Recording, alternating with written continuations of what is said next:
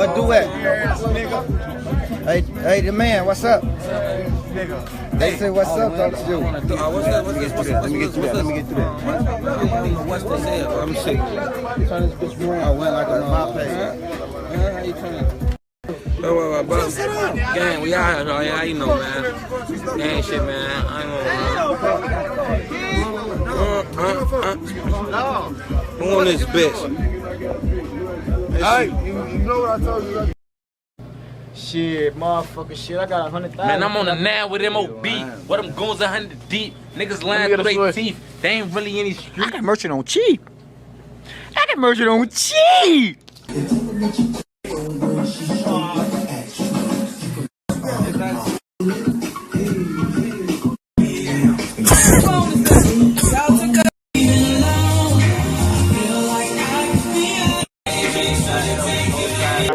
Y'all started it. When we had something going on with M.O.B. So M.O.B. they had big homies. So they was like, man, we want to call a meeting and shit, woo woo. So we pulled up. So one of they big homies, he out there snapping and shit like, woo, you know what I'm saying? Like, man, they into it with y'all. They ain't tell us what the fuck going on. Y'all coming with shit like, but we want to talk to y'all big guys though. You know what I'm saying? But you tell us like, we ain't got no big guys. So dude, like, that's when y'all coming up here doing all that shit. You know what I'm saying? We didn't have no big guys.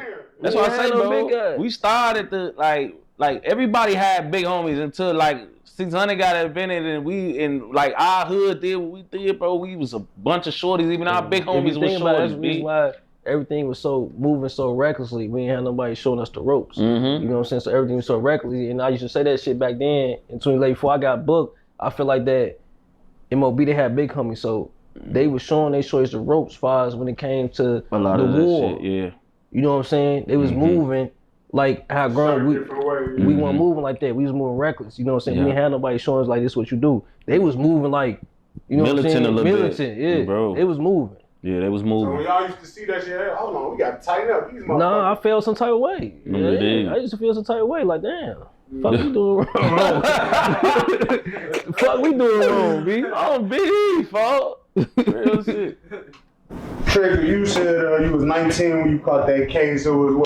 That shit was tough, folk. I ain't gonna lie, cause like you said, we know each other parents, folk. Like Mac and Scrap, folk. Like they mamas called them sons. Like Mac mama called Scrap her son, folk. This was Mac's best friend, folk. Like, you know what I'm saying? Mac was going to Carter with them. He wasn't even going to our school. He was going to Carter with them. You know what I'm saying? So these mamas know each other, like for real. They calling each other sons. They approve of their relationship. You know what I'm saying? So like this shit was real the first few months, folks. Like you really, it's like we damn near went to school with them too, cause we spent every day at the school with them. On phone, we went to school and then all our schools met at the center. So we were just all up there together on phone. We spent about 6, 7, 8 hours in school, and then we go spend another 5 in the center, folks. We getting out of school at like 2:45, folks. Everybody going to the center to like 8 o'clock, 8:30. You know what I'm saying? Like, we in there with them half the day we was outside. So, little dirty ass little boy. You dirty as hell. You became 600 when your brother got killed. Yeah. Your ass is lame. He down right now. Boy, you ain't nobody daddy. Bad. You start hanging with 600 when Lil Steve got his ass smoked. Matter of fact, you probably was sliding through with your brother before he got smoked, hanging with 600. Cause y'all both from the fucking jungle. Man, one of y'all really from 600. So, y'all boys better stop it. Your ass became 600 when your brother got smoked. You niggas all on the stand, telling on my little cousin and shit. RP Scrap. In 2nd grade, you niggas snitching. Fucking tattletellers. You niggas some tattletellers. Around this bitch telling on people. Huh? Yeah, they telling, folks. They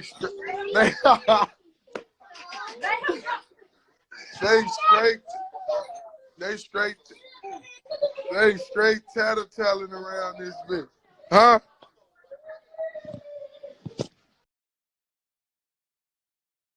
Fuck is wrong with niggas, man?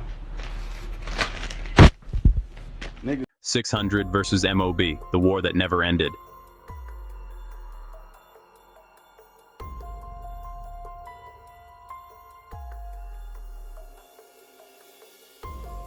Most folks swear it kicked off in 2011 when Lil Steve got killed.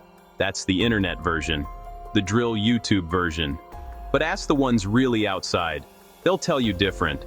They'll say it started back in 07 with a shorty named Junebug on a block where everybody knew everybody. This wasn't two random sets miles apart beefing over a corner. This was a neighbor's war. Kids hitting the same schools, walking the same routes, hooping on the same courts. Then a few years later, those same streets got walked with guns, looking for each other. This is the story of 600 versus M.O.B, the war that never really ended, and at the center, a hooper who dropped the ball and picked a gun up. His name was Scrapp.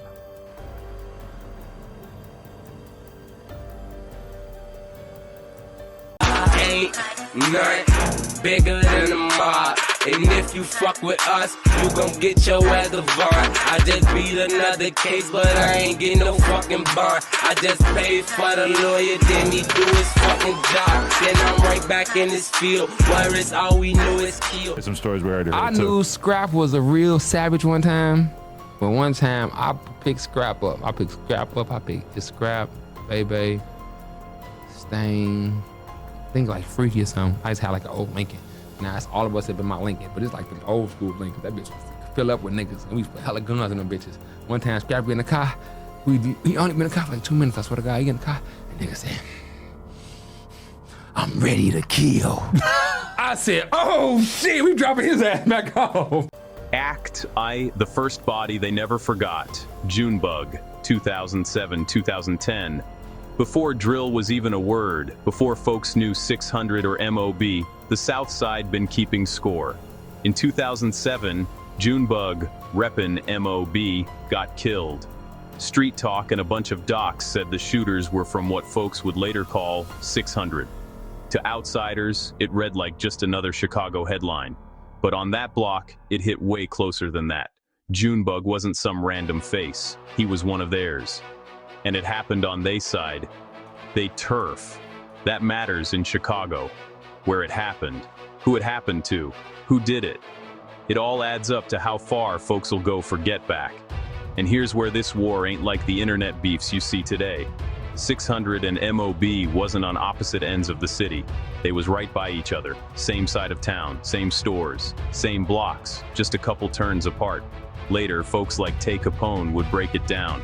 These wasn't faceless ops. These was kids who knew each other nicknames, knew which porches they aunties sat on, knew whose granny stayed on what corner. So when Junebug died and the rumors pointed at 600, it didn't feel like some far-off gang took him. It felt like your own neighbors did it. From that point, the M.O.B side had a reason bigger than just the streets. They had a name, a face, and a promise they wasn't gonna forget it or let it slide.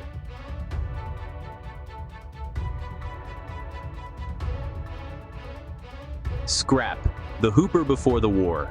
Years before folks called him M.O.B Scrapp 600K, he was known for something else. Not for drill, not for bodies, for hoopin'.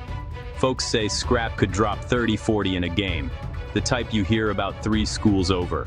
The kid they say, if he lock in, shorty might really go somewhere.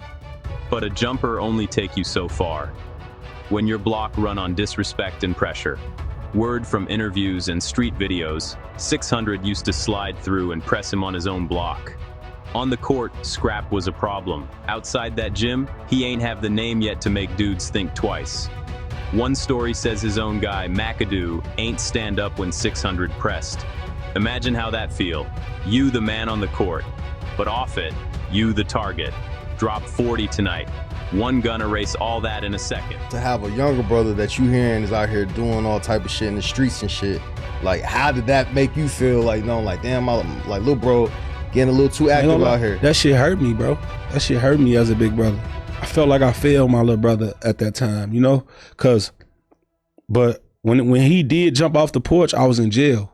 You feel me? And I had no clue of really what was going on like that, bro. I didn't even know my little brother was locked up for a murder when I was in jail. Cause my mama didn't want to call me and tell me. She knew she knew I was close to my out date, and she ain't want me to crash out or nothing in jail, so she ain't tell me. But let me ask you this though, as a big brother, did you even see that in your little brother? No. Him being capable to do some shit like that?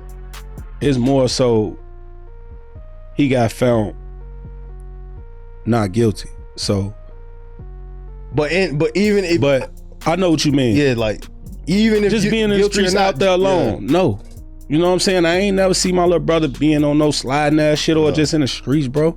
My little brother was playing basketball and shit, you know? He had dreams and shit, chasing hoop dreams. But like I say, he was down there hooping with it was a community center on Dipset, which is Front Street down there. Yeah. They had a little community center he used to go play basketball at. Scrap knew all the ops. He knew all of them. They all knew him before we even got into it with niggas. Scrap was hooping.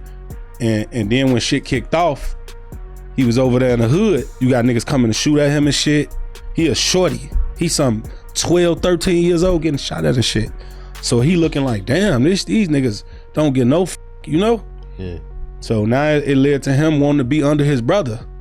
Now he hanging with me more. And I told him, be with me. You know, like if you gonna be out here, I couldn't stop it at that point. It was at a point where he in this shit, you know, he in the streets. He out here. He done picked this certain crowd of friends.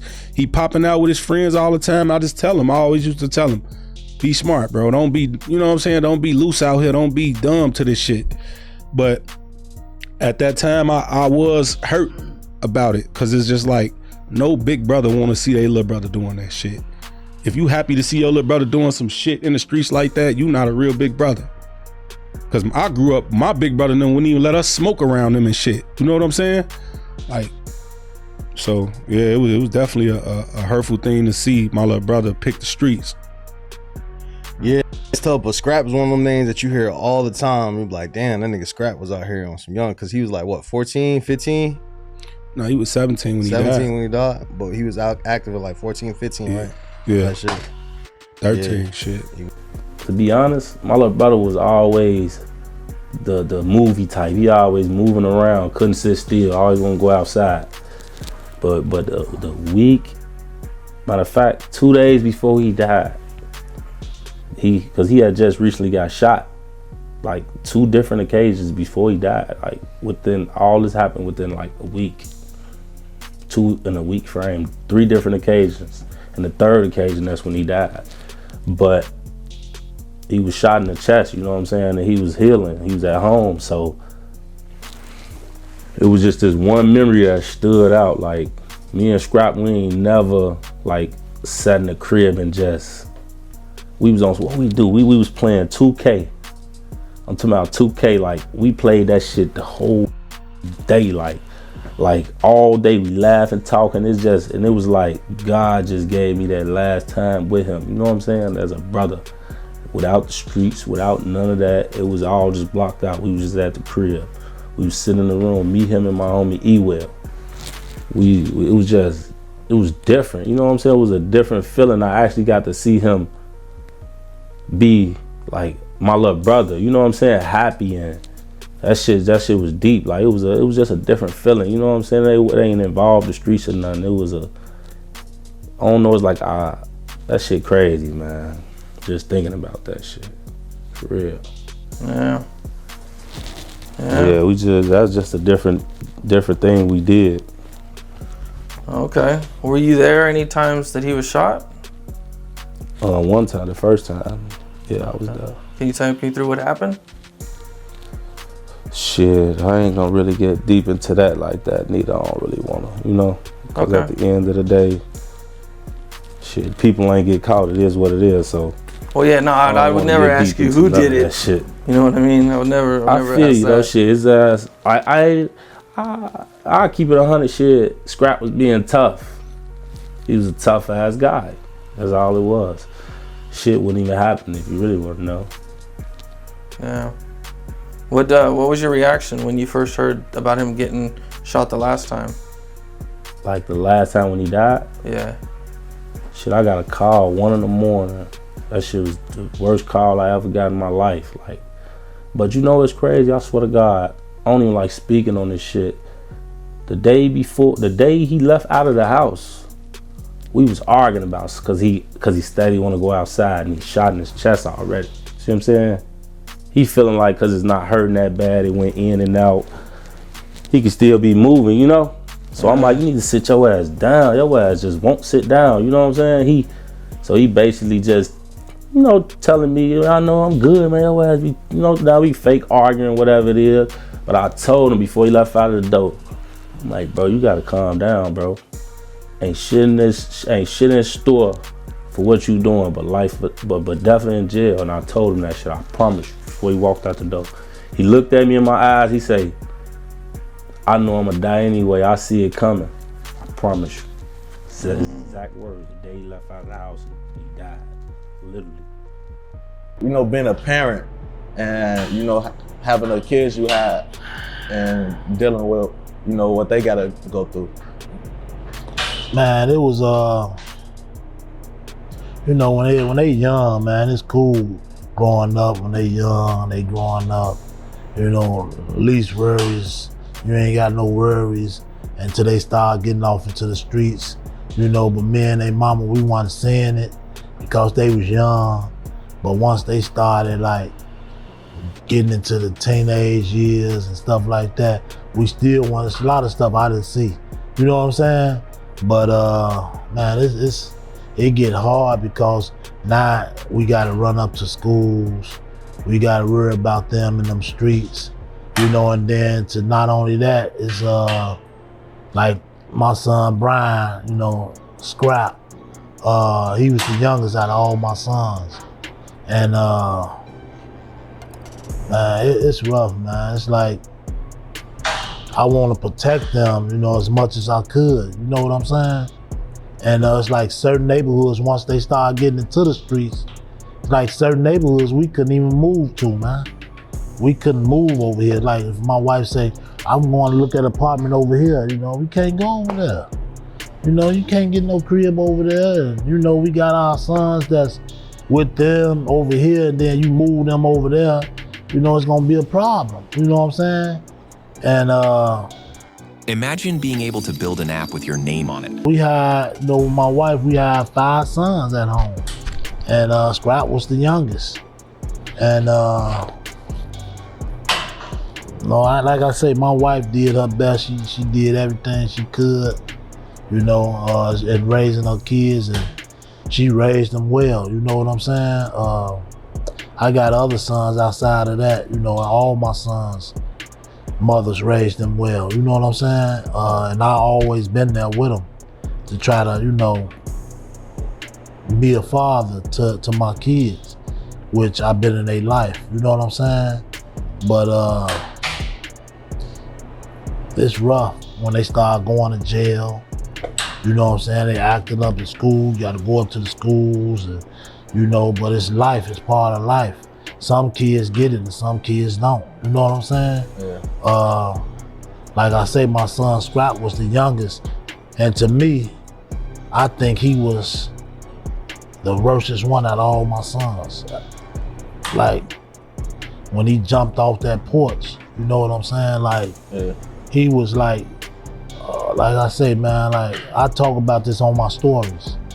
You know, I think all these guys is good kids. You know what I'm saying? But I think the internet portrayed them to be something that they really not. I think that's what's going on. Because that's really where all this beef really coming from, the internet. You know, and my son Scrap, it's like he got into issues, and my cousin Brick spoke on this with Zach TV, and Brick told me this before he died. And he said, Les, he said, cuz, I told Zach TV how that war really kicked off with us at 600 and now. And he said he didn't put that part out, but he said that war really kicked off when my son Scrap with 600 and all them. That's how it really kicked off. You know what I'm saying? So I was there, I saw all that, you know what I'm saying? Yeah. And like I said, this would probably Tay got everything mixed up at is when my son got into a bite down from 600. And they had a fight, so he come in the house. And when he come in the house, he had a little scar on his face. So I said, what's wrong with you? I was about to leave. Yo, man, I just got into a bite down, and at the center, they used to play ball on 62nd and MOB. So I say, what? So I said, what Machiavelli was that? Now Machiavelli 600. Now this my son homie, supposed to be his homie. Yeah. Like best friend, like they supposed to be, you know. And I said, where he at? He like, he across the street. So I go across the street and there's a bunch of them over there. Tay probably was over there. So when I went over there, I said to them, I said to Machiavelli, what happened, Machiavelli? You let them try to jump on Brian? He, oh no, Pops, wasn't nothing I can do. But Brian at 14, when you used to be, you went to the same school he went to, Carter. You used to hang with Brian. You slept in my house. You hung with Brian. So when y'all all in the hallway, you wasn't even hanging with 600 like that. So he hear you upstairs on the 3rd floor. They getting at you. You know what I'm saying? He run all the way upstairs. He tell them people, man, look, if y'all touch him, y'all gotta touch me, man. You feel me? So he stood on that. But, you know, that's just what happened, man. You know, we can't control what our kids do. Pop models, scuffing nobody, bitch, I'm from the squad, where everybody got bodies, toting guns is our hobby, bitch, I'm from the squad, where everybody, hard bodies, pop models, scuffing nobody, bitch, I'm from the squad, where everybody got bodies, toting guns is our hobby, bitch, I'm from the squad.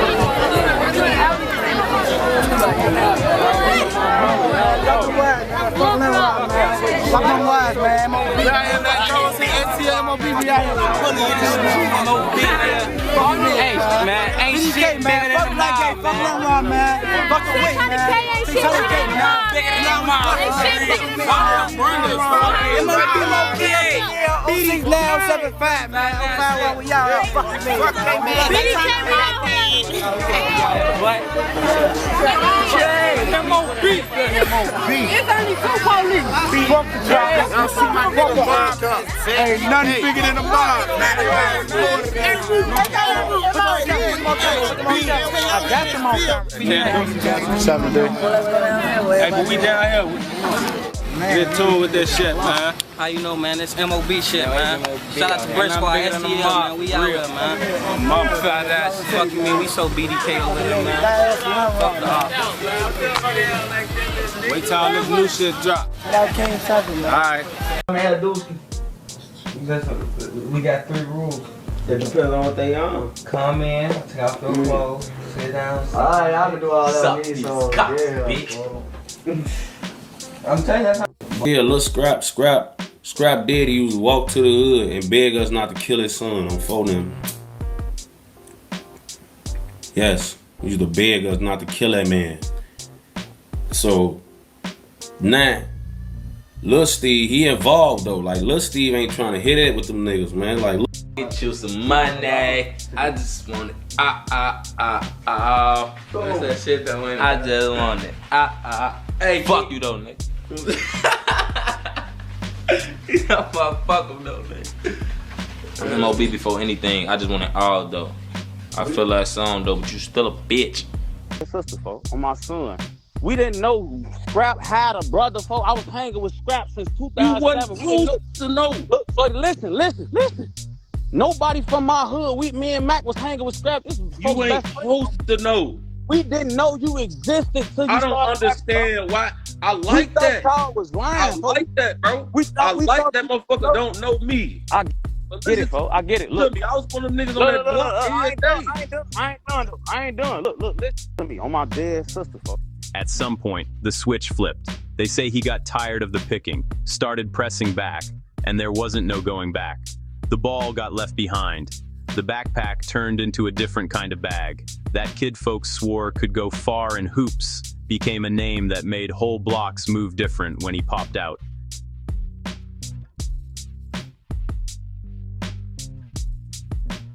Act 2. Watch him. Scrap the enforcer.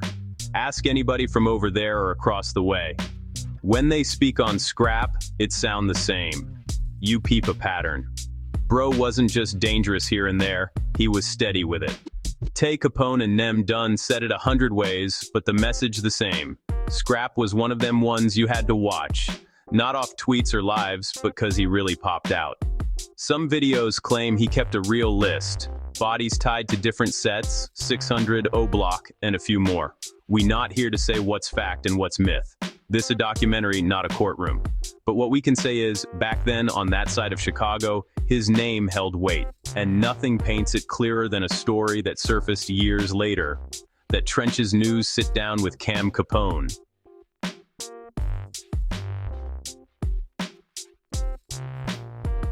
Story go like this. One day Scrap slid on FBG Butta and a girl named Kira, upped it on them, allegedly. But the why, not what you think, wasn't no lick, wasn't just cause they was ops, it was about respect. They say Butta and them was taking credit for a body and Scrap wasn't having that. He told them straight up, stop claiming my work. Out here, bodies get treated like buckets on a scoreboard. Rest in peace to Lil Brian. That was my little homie. Lil Brian, when he started coming to that hood over there, like I was happy that he come to the hood because there's more people from the low end who know me. Like some of these little guys, they might not know me, but you know, Lil Brian know me, Duck them know me, Brick know me, Boss Trail, you know, all of them know me, so it was cool. But Lil Brian was like, he was one of a kind, man. He ain't want nobody claim his work or none of that. He was one of those, like for real. Like he was one of those. I had to stop him from upping on Butta and Jakira, like, you know what I'm talking about? He had a gun to them. You know, telling them stop claiming, you know, stop bragging about what she got killed for. Stop bragging about it. I did that. You hear me? Like for real, bro. I'm right there when he tell her that, and he on her side. So for all y'all with Jakira, man, she ain't no killer, bro, on everything. But Scrap was a good basketball player, bro. The good thing about him, Scrap could drop 30, 40 points. If he was here, he could have went to the NBA, man. On everything. He could have went to the NBA. I thought he was going to be in the NBA, and Rooga, I knew Rooga was going to be famous too. I said Rooga because Rooga could sing. That's his talent, singing. And in Scrap head, letting somebody add your points to their stats is disrespect. In that moment, it wasn't turf or politics, it was his name. Message was loud. If he did it, he wanted folks to know he did it. He'd even press people who wasn't direct ops, just to keep the record clean. That's enforcement past the usual reputation talk. It's one thing to push on your ops, it's another to check your own surroundings for clout off your stamp. It adds a layer to who Scrap really was. Not just a stereotype, not just a killer, a hooper first, turned enforcer, locked on how his name read in the streets.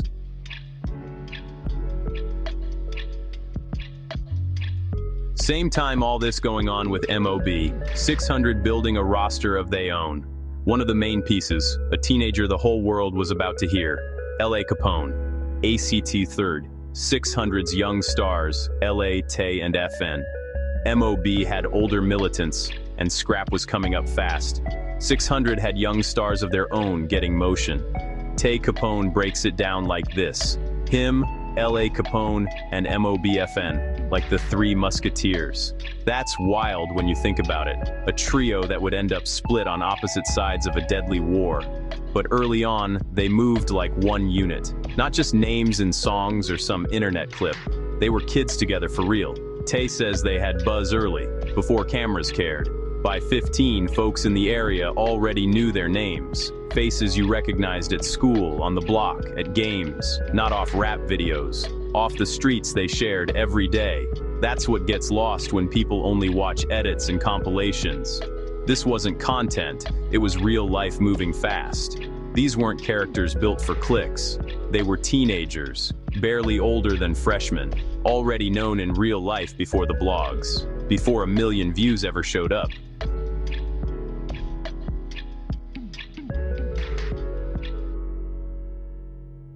Tay tells a story that shows how serious 600 was moving then. not just loud, but locked in on goals. He talks about L.A. Capone sliding on a M.O.B. affiliate, J.H.E. Mozzie, allegedly. The way Tay frames it, L.A. wasn't on some random spin. He had a mission in mind. He wanted to end his career. The whole hood know me.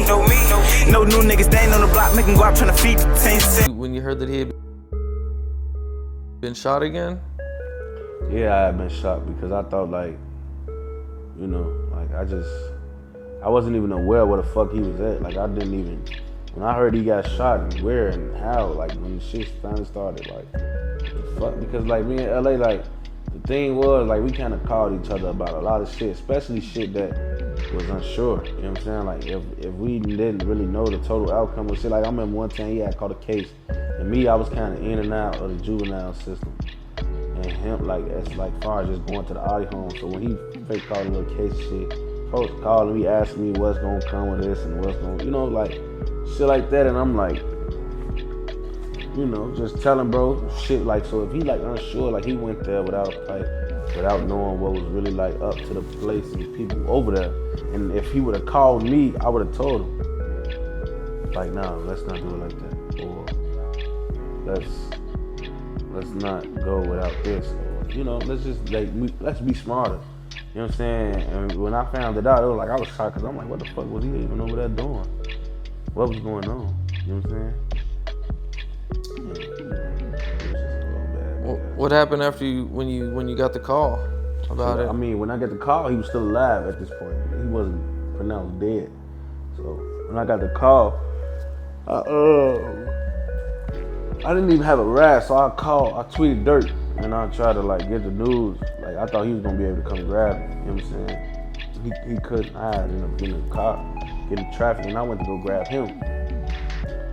And I picked him up, and we went down there and shit, and you know. Basically, long story short, the doctors came out with the news, and they told me, and then it just got ugly from like that. Shit was wild as hell from that point on. Yeah, Durk was there at the hospital with you guys? Yeah, it was me, Durk, Twin, his mama, Gotti, a couple other motherfuckers and shit, his sisters, grandma, all us there, and then they came. Y'all done told everybody. They told his immediate family to step closer to where they was at. But I was like, I didn't really want to hit, cause I ain't gonna lie, like I just feel like every time I ever gotta hit something, it's between, the outcome can either be good or bad. Usually when it's me, it's usually bad. Like anything right there's some news about somebody else. If it's somebody I know, it's just gonna be bad. It's always the worst. You know what I'm saying? So I just stood up and I'm like, shit, if they say something bad, I'm gonna know, because I'm about to see the reactions.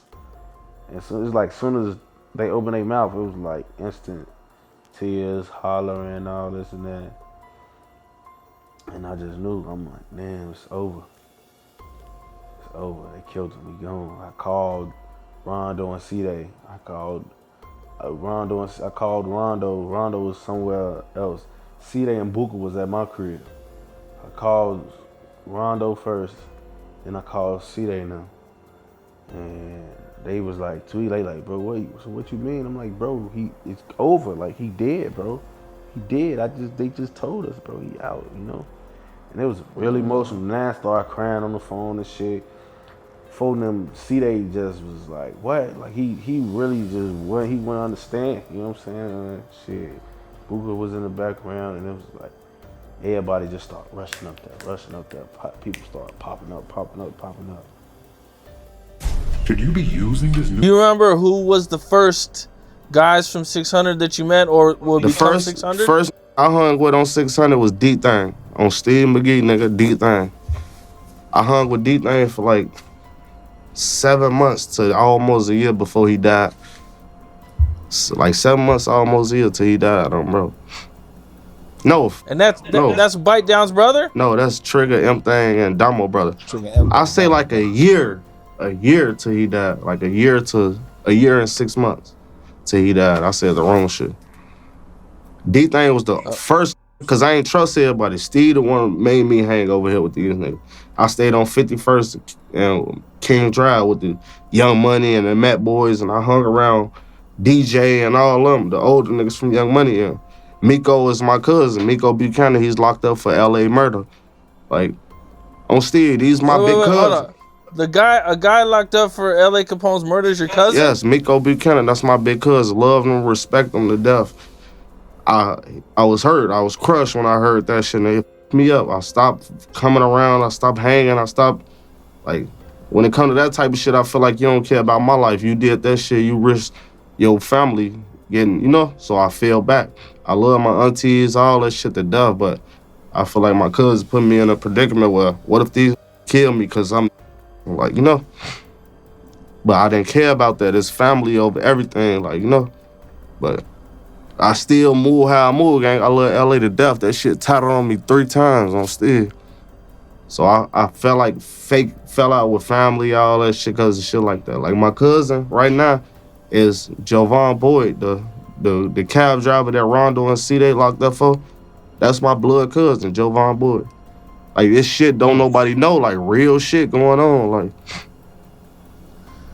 damn, okay, so I mean when you got the news of who was being accused, I was in jail. Of it. Crushed me. Everything in the back, load 50 up. Can't like moonlight, keep 50 tucked. And everywhere we go, they remember us. In your block. Nigga, no old block gon' set it up. 300 more block gon' set it up. We ride with the windows up. I better never be cooked up. I got a homie named Mac, he'll line you up. One false moon, boy, and the 9's up. Fuck all money that we climbing up. She wanna fuck me, you know I'm trying to. Give me top, I smash her up a Lil Steve, DThang, we climbing up. Let's shot up with the pole. Jason, that's yuppie, no, I can't fold. 600 from a nigga D-Rose. All these hoes kinda get too old. I ain't playing no lover games, no lover games. Niggas get smoked. G. Ain't nobody in Dunbar help LA not once. That was going to school, LA ain't used to help him fight. Boy, on Steve, 600 niggas in help LA fight. No, wasn't getting busy. On Steve, LA was getting up there, getting caught, getting his ass spanked, and on BD, that was all that was coming from that, bro. Until Vaughn did something about it. On BD, Vaughn, a from the WIC had to be like, oh yeah, we up there, folks, on BD, and then we started going up there, folks. But I'm all the way in Joliet. I'm not going to school with y'all every day to be like, hey, Vaughn, come on, we finna clap at they ass, folks. I'm in Joliet. V-Roy is here. So V-Roy is taking that shit in his hands, but ain't no 600 help him do nothing.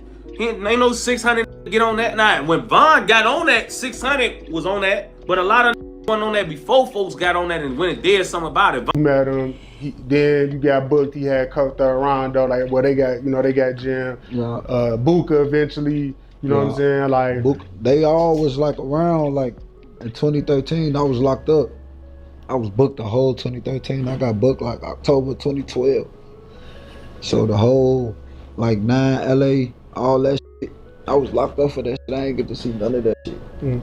I was mad as hell. I heard about all that shit. Folks in my head turn. Damn, so you ain't get to see LA Wave? You was booked? Nope, I was booked. Damn, yeah, that's crazy. I was out when he recorded Murders though. Yeah, that's crazy. The day he recorded Murders, I was in the studio.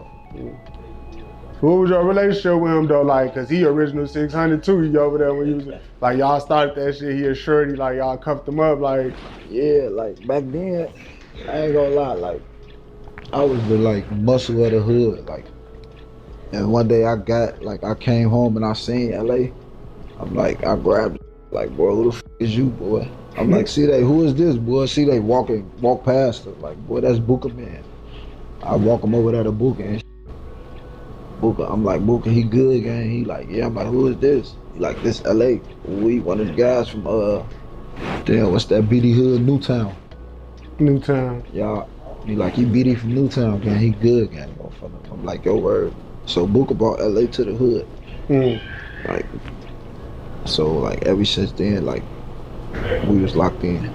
Yeah, for sure. A little shorty then, about like 12 or something, 13, how old was he? He was going to Dunbar at the time, so. Middle school, that's high school. They probably like what? That's personal, that's targeted. Not just catch whoever outside. This is where music, the neighborhood, and the war collide. Once drill took off, these same names started landing in lyrics. Old block issues got broadcast to the world. But before the cameras, these were real situations, real risk, all in a tight circle of blocks where 600 and M.O.B. crossed paths daily. And Tay says, even if 600 moved reckless sometimes, there was still strategy behind it. Emotional, quick to crash out, but not stupid.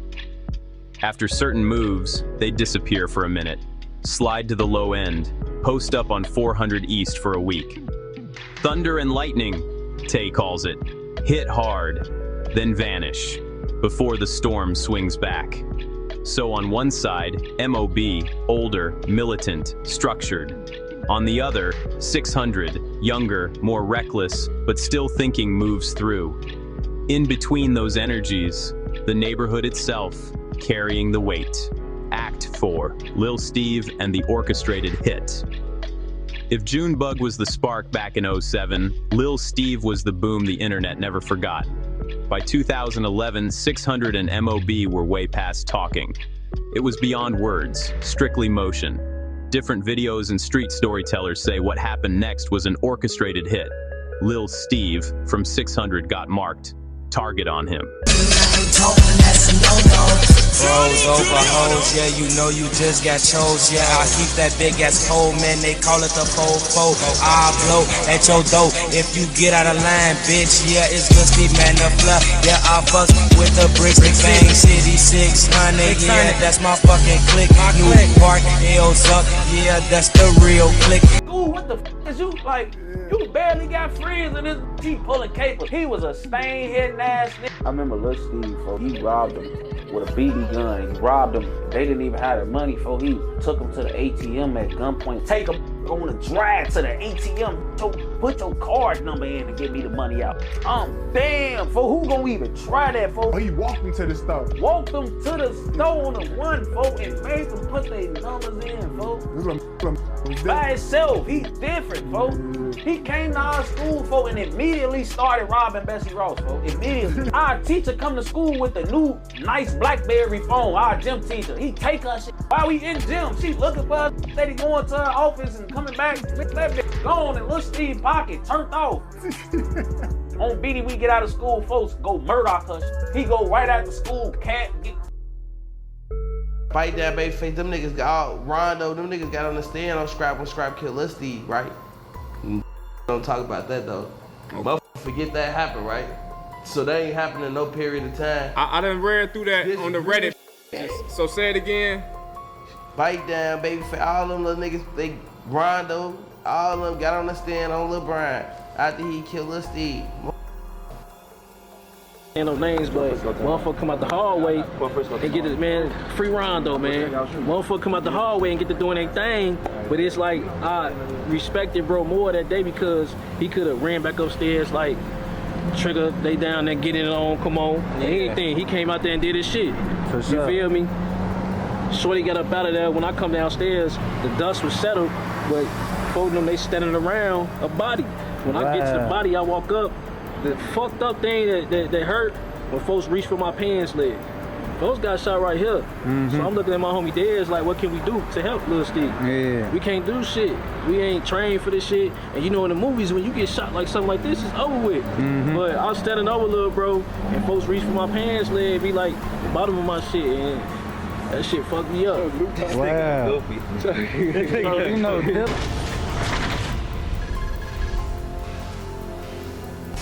You know, we hear a lot about your brother, Lil Steve. Do you have like a favorite story that you can share with us? You know, we hear his name a lot, but you know, like we've gotten to know L.A. Capone. I never. But Lil Steve, I feel like we haven't got to know him at all. I never robbed nobody before.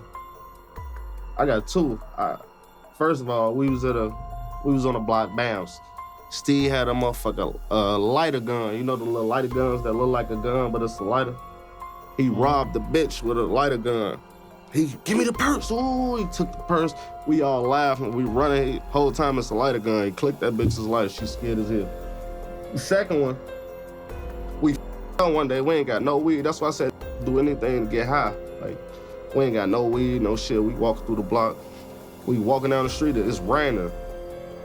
Me, Mo 600, I don't rob people. I don't backdoor people. I don't snake people. I'm up though. I need my high. I need to smoke some weed. Steve like, man, it's me and Steve. We walking this rain and it's dark. He like, there go a bitch. Let's rob her for a purse. I got a BB gun. He got a BB gun. We walking. He like, man, let's rob this bitch. I'm scared as hell. This is my little brother. I'm 5 years older than him. He 14, bro. I'm like 18, bam. Man, let's rob this bitch. Ooh. He upped the lighter. I mean, he upped the BB gun. Bitch, give me anything. I'm scared as hell. I'd never rob nobody. I'll spin on a nigga quick. I'll pop a nigga quick, but I ain't never robbed nobody. I feel like some weird shit happened. Like the bitch could have a gun in there. He upped that bitch. I'm running before he even upped that bitch on Steve. Steve a real, like, shorty was a crazy, bro. Like, a crazy shorty, bro. Like, And the name most folks attach to the move on the MOB side is the same one you've been hearing all story, Scrap. The way they tell it, this wasn't no sloppy, last-minute spin. It was lined up, calculated, timed, put together with real planning and intent, the kind of structure people mean when they call MOB militant. When Lil Steve got killed, it wasn't just another tally mark for the city. To 600, that was personal. Steve was loved. Real love, close to LA, T-Roy and them. His death turned into a rally cry, a reason to slide, a reason to make sure MOB felt that pain back. From that moment on, the war that sparked with Junebug, that had been simmering in the cut, blew wide open, and the whole city felt it. The internet started centering the big names, the songs, the viral clips, all that. But on the ground, it was still simple math. Junebug, Lil Steve. Faces folks knew in real life. Friends who weren't coming back. And now, on both sides, there were people who weren't ever going to forgive.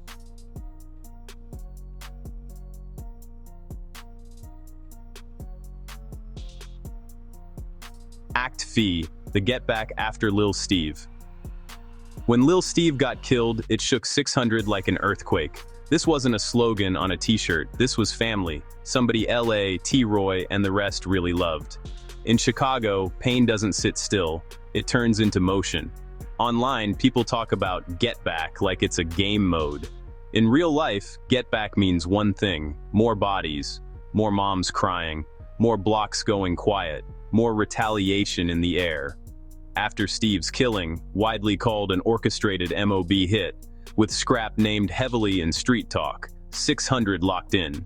The message was simple: you touch ours, we touch yours. From then on, Scrap had a target on his back. He wasn't just an op, he was allegedly tied to Steve's murder.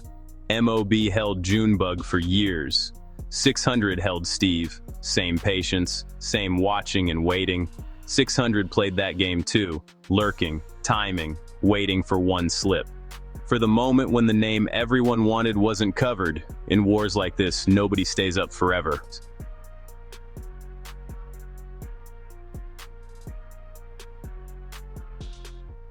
I see 6-6, who killed Scrap. The Shields theory. Eventually, that day came. MOB Scrap got killed. To this day, you hear different theories, different versions, different street stories, different angles. A whole lot of I heard, and they said floating around. Most folks online take the easy route. They point straight at 600. They say, of course it was them. Steve, Junebug, years of smoke, who else would it be? And yeah, on the surface it lines up. But dig a little deeper, and some cracks start showing. This where what some people call the Shields theory slides in. According to that talk, the ones behind Scrap's death weren't 600 at all. Whole different set got mentioned. Shields. Out here, a dude like Scrap don't got just one op line. Multiple rival sets watching, plotting, taking notes. Everybody got their own reason to want him gone. Depending on who you ask, the Shields theory basically says Scrap had separate issues with that side, not just the 600 versus MOB saga. Moves got made, or tried, on some other politics, nothing to do with Steve or Junebug directly, everything to do with separate street business. And when they finally caught him lacking, it was tied to those specific problems, not the headline beef YouTube loves to push. In that version, 600 ain't get the official get back on Scrap. They just benefited from how it played out. Biggest op on that side was gone, but they weren't the ones who did it, allegedly. Now, we ain't here to stamp no one version as fact. That ain't our lane.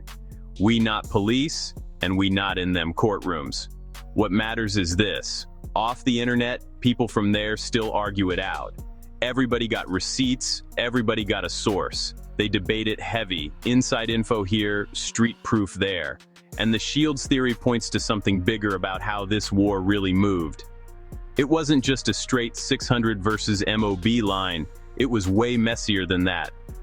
A full web of overlapping beefs and old grudges, little side wars popping up, any one of them able to spark a hit. You could get touched from a direction you wasn't even watching. Scrap's death ain't bring no closure. It ain't end nothing. If anything, it cracked open another chapter. Wars like this don't stop just cause one main character is gone. Gap. X7, Killa K.I., Dooski, and the war that wouldn't die after Scrap, after Steve, after Junebug. The air stayed heavy on the block. You'd think it'd cool off. Nah, it didn't. On those blocks, it stayed up. The war had its own pulse, round the clock. New names popped out the cut. Some been outside, others, lil homies coming up fast. Watching the same war play out in front of their doors. Right there in the neighborhood, on the MOB side, names like Killa K.I. and Dooski, stamped. Faces of that next wave. Killa K.I., motion for real, active, respected. Another name you didn't say, light. You didn't play with it. Unless you meant every word. Dooski, MOB ties, whole web behind him, brought his own energy, his own wave, momentum in the drill scene. Dooski, the man, MOB affiliate, drill rapper from Chicago, was shot and killed. A lot of people, for some reason on the internet, put his death on a gang called 600. We all know about them, 600 Breezy, LA Capone, Memo 600, that crew. A lot of people put his death on that crew. I think yesterday we kind of found out what exactly happened to Dooski the man, because his sister was saying something on social media, responding to Cap 12. Cap 12 is from 600. I guess he left a comment on a guy named Killa K.I., which is from MOB too. Yesterday was like his anniversary of his death. He was killed in Chicago. You know, him and Dooski the man, death might be linked together. A lot of people put the ops on the reason why Dooski the man was killed. K.I.'s sister left a comment on her brother picture on her brother picture on social media that was posted, and it kind of revealed what happened to Dooski the man. Hit the like button. Goal on this video, 2,000 likes. We finna put all the rumors to the end. Normally you get a blogger come on here and tell you some stuff. You hear some stuff through an interview, some stuff through the rapper Spring. 600 did not kill Dooski the man. I said, oh, that's kind of strong, but I don't know, you know, but this guy speaking in the comments as if he know Dooski now. So I didn't really hold too much weight on that until the sister jumped in the comments. The guy said something about K.I., you know, shout out to him. I guess Cap said something. Then that guy responded, 600 did not kill Dooski the man. Basically, like, he don't know what the fuck you talking about. He said K.I. was killed because he backdoored Dooski the man. Now, K.I. and Dooski were friends. They're from the same set. You know, there's some backdoor shit, some setup shit. We thought the ops killed Dooski the man. Because he said that doesn't mean that. But he did say 600 didn't kill Dooski the man. He was set up by his own gang because he back comment section. She said something, that's why they killed my brother. And she named their names, Nut and Dez. Nut and Nez or something like that. I say, damn, she naming names, that's wild. Then she said he wasn't killed by 600. You know, when dude said Killa K.I. backdoor Dooski the man, she was like, that's what the fuck happened. I said, whoa, all this time people been thinking that he was killed by rival gang. And the streets. By then, the net was locked in on the chai. Every hood had cameras out. Every slight, every loss, every diss got recorded, replayed, picked apart in comments. But past the clips, it was the same few blocks, same stores, same streets, where 600 and MOB kids used to walk together as shorties. Now K.I. and Dooski carried a war they ain't start, but got pulled all the way in. Songs got cut, names got dissed, bodies got bragged on, families hurt, On both sides, young guys idolized the ones already gone. Some wanted to be the next Scrap, the next LA, the next one their side would swear he was one of them ones. But zoom out on the timeline, it all blurs. The specific reasons, Junebug, Steve, old fights, old disrespect. They get replaced with something simpler, and worse, we don't like them. They don't like us. It's up forever. By the time K.I., Dooski, others fully active, that 600 versus M.O.B. thing wasn't about one incident anymore. It felt like tradition, and that's the saddest part. Music softens. Think about that. ECT 8, Neighbors, War. What was it all for? When you step back and peep this whole story from a distance, it hits you. This wasn't a war between strangers on opposite ends of a map. This was a neighbor's war. Kids sharing the same bus stops and school routes, doubling back down those same blocks, with guns instead of backpacks. The same courts where Scrap was dropping 30-40 on a light night, turned into memorial spots, t-shirt walls and RIP balloons, candle visuals that never went out. L.A. Capone, once just a shorty rockin' with Tay and FN, became a global name after he died. Fame couldn't bring him back. Lil Steve, his loss lit a whole new hate in 600's chest. But his story lived mostly with the folks who loved him. Past the headlines, past the views, Junebug, the first domino back in 07, barely gets mentioned outside the block, but he mattered there, a lot. Scrap, the hooper turned enforcer, left a legend kids still whisper about, but the real hymns stuck in old pictures and stories. A person, not a poster. Frozen in time for the people who knew him. Killa K.I. Dooski. So many names from both sides, all feeding a cycle that started before they were even grown. And it ain't really ended, because even now, years later, you can feel it in the room, in the songs, in the interviews, in the looks folks give when certain blocks get named. And for what? Corners nobody owned on paper? Reputations that don't pay a mama's bills when her son is gone? Internet love that boosts a name but can't hug the kids left behind? Strip away the legends, the drill talk, the YouTube views, and the myths. What's left is simple. A set of neighborhoods that lost some of their brightest, most talented kids to a war that started with neighbors.